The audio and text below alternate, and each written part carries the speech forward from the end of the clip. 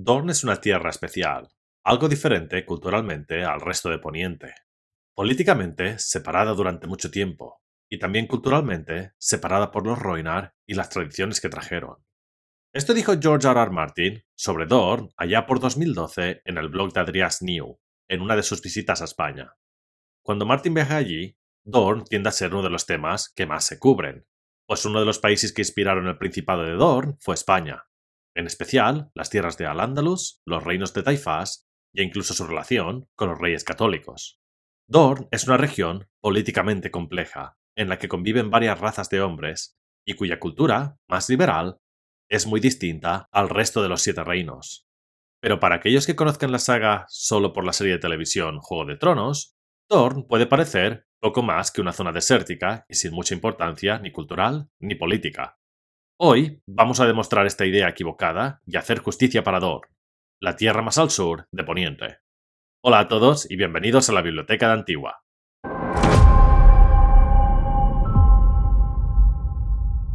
Soy curador y hoy vamos a explorar la historia e importancia de Dorne en las novelas de Canción de Hielo y Fuego. Cómo se formó, su cultura, su gente, cómo mantuvieron su independencia sobre los Targaryen durante más de 200 años, y mucho más. Por ahora, relajaos y preparaos para este viaje. ¡Vamos allá! Se jactan los dornienses de que entre los 7 reinos de Poniente, el más antiguo es el suyo, y algo de razón tienen. A diferencia de los ándalos que vinieron después, los primeros hombres no eran un pueblo marinero, no llegaron a Poniente en barcoluengos, sino a pie, por el puente de tierra con esos, del que solo perviven los peldaños de piedra y el brazo roto de Dorne.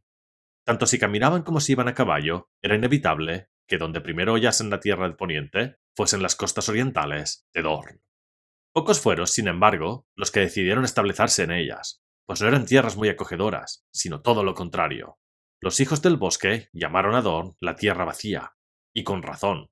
La mitad oriental es una extensión poco menos que baldía de matojos, cuyo suelo reseco y pedregoso ni siquiera es muy productivo cuando se riega. Más allá de Baith, el oeste de Dorne es tan solo un ancho mar de dunas incesantes, en la que el sol azota sin clemencia, y donde, de vez en cuando, nacen salvajes tormentas de arena, capaces de arrancarle a un hombre la carne de los huesos en cuestión de minutos. En Mundo de Hielo y Fuego, la llegada de los hombres a Poniente se describe así. Según los anales mejor considerados de la Ciudadela, hace entre 8.000 y 12.000 años, en los confines más meridionales de Poniente, un nuevo pueblo atravesó la lengua de tierra que, cruzando el mar angosto, conectaba las tierras orientales con aquella en la que vivían los hijos del bosque y los gigantes. Pero ahí llegaron los primeros hombres a Dorne, cruzando el brazo roto, que entonces aún no lo estaba. Nada se sabe ya de por qué abandonaron sus tierras, pero el caso es que una vez llegaron, lo hicieron en gran número. Fueron miles los que entraron y empezaron a colonizar las tierras, y en el transcurso de las décadas se desplazaron cada vez más hacia el norte. Sobre estas épocas de migración, conservamos historias a las que poco crédito se le puede dar, ya que parecen indicar que en el plazo de muy pocos años los primeros hombres se habían desplazado desde el cuello hasta el norte, cuando para ello, en honor a la verdad, habrían hecho falta décadas o siglos. Así es como Dorne llegó a estar habitado. Los primeros hombres se asentaron en la región trayendo consigo sus dioses antiguos y un modo de vida basado en la guerra y la supervivencia en un entorno hostil. Al igual que en el resto de Poniente, los primeros hombres entraron en conflicto con los niños del bosque, pero en Dorne estos enfrentamientos fueron menos intensos debido a la menor cantidad de bosques sagrados en la región. Con el tiempo, los primeros hombres se adaptaron al clima árido de Dorne, estableciendo reinos y casas nobiliarias que marcarían la historia de la región, como los Dane, que fueron reyes en el pasado. Sin embargo, Dorne no sería el lugar exclusivo de los primeros hombres por mucho tiempo, pues nuevas olas de invasores estaban por llegar. La llegada de los ándalos a Poniente cambió la estructura política de la región. Estos invasores trajeron consigo su fe en los Siete y su organización feudal, pero en Dorne no pudieron imponerse tan fácilmente como en otras partes del continente. Mientras que en el norte los primeros hombres lograron resistir en gran medida la invasión, en Dorne se produjo una fusión de ambas culturas. Los ándalos no conquistaron la región por completo, sino que se mezclaron con la nobleza existente, dando lugar a una aristocracia híbrida. Los ándalos introdujeron el caballerismo y las estructuras feudales, pero las condiciones extremas de Dorne hicieron que las casas nobles mantuvieran una independencia mucho mayor que en otros reinos. Muchas casas se adaptaron a la guerra de guerrillas y a la movilidad, al tiempo que mantenían la tradición de construir castillos inexpugnables en las montañas y los desiertos. Pero los primeros hombres y los ándalos tampoco serían los únicos en llegar a Poniente, pues una tercera oleada de inmigración se acercaba: los Rhoynar, el pueblo que cambiaría la identidad de Dorn para siempre. Los Rohirrim fueron un pueblo de origen completamente distinto a los ándalos y los primeros hombres que poblaban Poniente. Su historia se remonta a las orillas del gran río Rhoyne, en Essos, donde prosperaron durante milenios en ciudades-estado ricas y avanzadas, con una cultura profundamente influenciada por el río, y una religión centrada en la diosa madre Rhoyne y sus hijos. Ellas eran conocidas por su maestría en la construcción de ciudades, la canalización del agua y el cultivo de las tierras. Eran un pueblo pacífico en comparación con los belicosos ándalos y valirios, y evitaban la guerra siempre que era posible.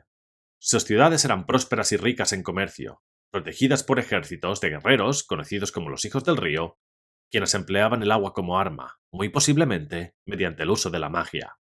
Una de las principales diferencias entre los Rhoynar y las otras razas de los hombres fue cómo trataron a las mujeres, pues en la sociedad Rhoynar las mujeres disfrutaban de derechos iguales a los hombres, y en algunos casos incluso gobernaban sus ciudades. La más célebre de estas líderes fue Nymeria, quien desempeñó un papel crucial en la historia de Poniente, y en especial de Dor, que hoy nos ocupa. La caída de los Rhoynar comenzó cuando los valirios, en su expansión implacable por Essos, entraron en conflicto con ellos. Aunque al principio las ciudades-estado Rhoynar lograron resistir, la llegada de los dragones selló su destino. Los valirios arrasaron sus territorios con fuego y acero, obligando a la mayoría de su pueblo a huir o perecer. Nymeria, princesa de Nisar, tomó una decisión radical. En lugar de someterse, guió a su gente hacia el exilio. Reunió 10.000 barcos y partió con miles de hombres y mujeres y niños, a lo largo de los meses, en busca de un nuevo hogar. Tras varios intentos fallidos, Nymeria y los suyos llegaron a Dorn, una tierra árida y fragmentada en múltiples reinos guerreros. Y es allí donde Nymeria selló una alianza con Mors Martell, un señor de un pequeño dominio costero en el sur.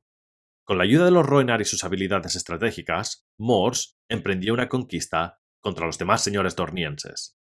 Y así unificó Dorn, aunque esta unificación no fue pacífica. Durante años, los Martell y los Rhoynar lucharon contra casas como los Ironwood y los Blackmont, imponiendo su dominio sobre toda la región. Una vez consolidado su control, Mors adoptó las costumbres de los Rhoynar y tomó el título de príncipe en lugar de rey, un reflejo de las tradiciones de su esposa. Además, las leyes y costumbres de Rhoynar se mezclaron con las de los dornienses, lo que resultó en una sociedad única dentro de Poniente, como decíamos, con mayor equidad de género y una resistencia feroz a la conquista exterior. La llegada de los Rhoynar transformó Dorn. Su cultura no solo influyó en el hecho que las mujeres podían heredar y gobernar, sino también en la arquitectura, la ingeniería del agua y las costumbres de la región. Los Rhoynar nunca llegarían a recuperar su antigua gloria, pero su legado pervive en Dorn y la Casa Martell, cuyos gobernantes siguen manteniendo el título de príncipe o princesa, y cuyo emblema, un sol atravesado por una lanza, recuerda la unión de Nymeria y Mors Martell. Su historia es un testimonio de la resiliencia de un pueblo forzado al exilio, pero que supo adaptarse y prosperar en una nueva tierra. Pero me voy por las ramas. Volviendo a Dorn, con los Martell consolidados, como la casa regente en el Principado, el tiempo pasó de forma más o menos tranquila. Si bien es verdad que con varias escaramuzas. Pero no fue hasta que llegaron Aegon y sus hermanas esposas que las cosas se volvieron más, digamos, interesantes. Cuando Aegon I Targaryen emprendió su conquista de Poniente, encontró poca resistencia en la mayoría de los reinos. Dorn, sin embargo, fue una excepción. En lugar de enfrentarse a los Targaryen en batallas campales, los dornienses adaptaron tácticas de guerrilla y resistencia, negándose a prestar combate directo. La Casa Martell, con su experiencia en la guerra de guerrillas, ordenó la evacuación de sus ciudades en lugar de enfrentarse a los dragones. Los dornienses atacaban convoyes, emboscaban tropas y desaparecían en el desierto antes de que los Targaryen pudieran responder. Incluso cuando Rhaenys Targaryen, la hermana esposa de Aegon, voló sobre Lanza del Sol con su dragón Meraxes, encontró la ciudad vacía. Aegon y sus hermanas incendiaron castillos y ciudades, pero los dornienses se adaptaban rápidamente, reconstruyendo y trasladándose antes de que pudieran ser subyugados. La brutalidad de la guerra llevó a que los Targaryen perdieran más de lo que habían ganado en Dorn, con ejércitos desmoralizados y líneas de suministro completamente saboteadas. La guerra se prolongó durante años, hasta que, en uno de los eventos más trágicos de la guerra para Aegon, Rhaenys y Meraxes cayeron en batalla. Meraxes fue alcanzado por un proyectil disparado desde los muros de la fortaleza de Campo Estrella, y su jinete, Rhaenys, cayó junto a él. Y he aquí uno de los misterios más cerrados de Canción de Hielo y Fuego. Uno de esos que, por muchas vueltas que le doy, no consigo discernir de una forma que me parezca más o menos acertada. Pues la guerra continuó, con la furia de Aegon completamente desatada, hasta que 3 años más tarde, la princesa Deria Martell, hija del príncipe de Dorne, Nimor Martell, llegó a desembarco. Y con ella llevó la calavera de Meraxes y una carta que entregó a Aegon. La reacción del conquistador fue de lo más extraña. Él montó en Valerion y voló hacia Rocadragón, de donde regresaría al día siguiente, decidido a firmar la paz con Dorne. Lo que contenía esa carta sigue siendo todo un misterio, pero debió de ser algo lo suficientemente impactante como para que Aegon el Conquistador renunciara a su sueño de unificar todo Poniente. ¿Puede que fuese un secreto sobre su linaje? ¿Una amenaza desconocida? ¿Un pacto oculto sobre su esposa? ¿La verdad de lo que fue de Rhaenys? Ni siquiera los propios maestres en el mundo de Hielo y Fuego lo tienen claro, si bien es verdad que tienen varias teorías. Pero fuese lo que fuese que la carta decía, el caso es que Dor logró mantener su independencia. Dejad vuestras teorías sobre lo que sucedió en la sección de abajo, y ya que os ponéis, dadle a suscribir, de verdad que nos ayuda muchísimo. Como decíamos, Dorne consiguió mantener su independencia durante casi 2 siglos más, si bien es verdad que la relación entre Dorne y la Casa del Dragón no fue del todo sencilla. Hubo conflictos esporádicos, invasiones fallidas y constantes escaramuzas en la frontera con la Marca de Dorne. Reyes como Baelor I intentaron pacificar las relaciones mediante gestos diplomáticos, como su famoso viaje descalzo hasta Lanza del Sol para liberar a prisioneros dornienses. Sin embargo, la desconfianza entre ambos pueblos persistió. Uno de los momentos más tensos ocurrió durante el reinado de Daeron I Targaryen, conocido como el Joven Dragón, quien intentó conquistar Dorne mediante la fuerza. Inicialmente logró ocupar la región con una campaña militar exitosa, pero los dornienses volvieron a sus tácticas de resistencia, asaltando a los ocupantes y rehusando a someterse. La ocupación no duró mucho, los dornienses emboscaron y mataron a Daeron, poniendo fin a su breve dominio sobre Dorne. Fue solo en el reinado de Daeron II Targaryen que Dorne se unió pacíficamente a los Siete Reinos. En lugar de la conquista militar, Daeron II negoció una unión mediante el matrimonio entre la Casa Martell y la Casa del Dragón. De ese modo, Dorne logró integrarse sin perder completamente su autonomía, manteniendo muchas de sus leyes y costumbres intactas, lo que no sentó nada bien a muchas de las casas mayores de Poniente. Pero aún así, la integración de Dorne en los Siete Reinos fue relativamente pacífica, si bien es verdad que tuvo sus altibajos. Las casas Martell y Targaryen se unieron por matrimonio en ciertos momentos, pero aún así siguieron estando distantes, casi hasta el final de la Casa del Dragón. Pero fue durante la rebelión de Robert que este distanciamiento se volvió más extraño. Rhaegar Targaryen, quien estaba casado con Elia Martell y tuvo 2 hijos con ella, Aegon y Rhaenys, secuestró, entre comillas, a Lyanna Stark. Lo que pasó con estos dos es por todos conocido, y si bien Elia Martell sabía o no de esa relación, o incluso si la aprobaba, es un tema para otro día. Pero lo curioso del caso es que a pesar de que esta unión entre Rhaegar y Lyanna hubo incitado la rebelión de varias casas, Dorne nunca llegó a tomar parte. Hubiese sido casi normal que se uniesen a los Targaryen para asegurarse el bienestar de Elia y sus hijos, o al lado de los rebeldes para preservar el honor de Elia, si bien es verdad que esto hubiese chocado mucho con su forma de vivir mucho más liberal, y a mí me hubiese parecido quizá desacertado. Pero sea como fuere, Doran Martell no llevó a los ejércitos de Dorne a la guerra. La casa Martell apoyó a la causa Targaryen, aunque no de manera activa en el conflicto. Sin embargo, tras la caída de Desembarco del Rey y la toma de la ciudad por las tropas de Tywin Lannister, Gregor Clegane y Armory Lorge asesinaron brutalmente a Elia y a sus hijos. Este crimen marcó profundamente a Dorne y la casa Martell, generando un odio feroz hacia los Lannister y la nueva dinastía de los Baratheon, aunque Dorne no se rebeló abiertamente contra el nuevo rey, Robert I.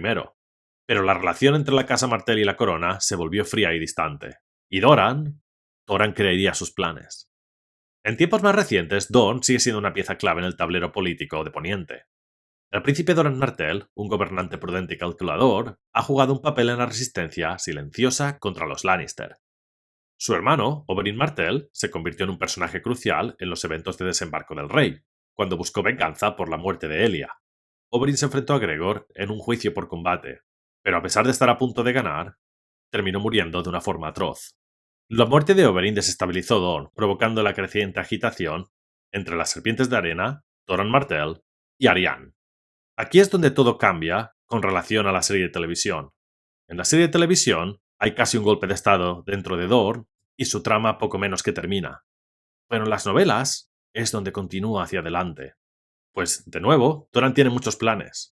Entre ellos, intentar aliarse con el joven Griff. ¿Qué pasará a partir de ahora no está claro, pero los planes están en acción. Arianne, la hija de Doran, se dirige a encontrarse con el joven Griff, como veremos cuando comencemos a leer y repasar los capítulos preestrenados de Vientos de Invierno. Las noticias de la más que posible muerte de Quentyn Martell están por llegar a manos de Doran, con lo que es esperable que no apoye a Daenerys. Aleras, la esfinge, quien es casi seguro que es Sarella Arena, una de las hijas de Oberyn, se encuentra en Antigua con Sam y su arco de Auro Corazón, allí donde se dirige Euron a realizar su gran sacrificio de sangre. Y está Estrella Oscura, y Nate Tane, y muchos otros personajes posicionándose en el tablero para mover las fichas en el momento adecuado. Dorne no solo es una tierra árida en el extremo sur de Poniente. Es una región con una historia de resistencia, orgullo e independencia. Desde la llegada de los primeros hombres, los dornienses han dejado una huella única en la historia de los Siete Reinos. Y pase lo que pase, está claro que Dorne aún tiene un importante papel que jugar en el devenir de los acontecimientos. Pero claro, como se nos ha dicho una y otra vez, en el Juego de Tronos, o ganas o mueres. El sur va a jugar sus cartas. ¿Conseguirán lo que se propone? ¿Podrá Dorne alzarse de nuevo y poner a un Targaryen en el trono tras destrozar a los Lannister? ¿O quizá tomarán una ruta de la independencia de nuevo? ¿O puede que esta vez, habiendo dejado la seguridad de sus tierras, no encuentren el refugio que necesitan para su guerra de guerrillas y terminen de forma decepcionante? Gracias a todos por escucharme. Si queréis ayudar al canal, lo mejor que podéis hacer es darle a suscribir y dejadnos un comentario con qué temas queréis que tratemos en el futuro. Y considerad haceros miembros del canal para poder ver los vídeos de forma anticipada y apoyarnos económicamente. De verdad que se aprecia muchísimo. ¡Hasta pronto!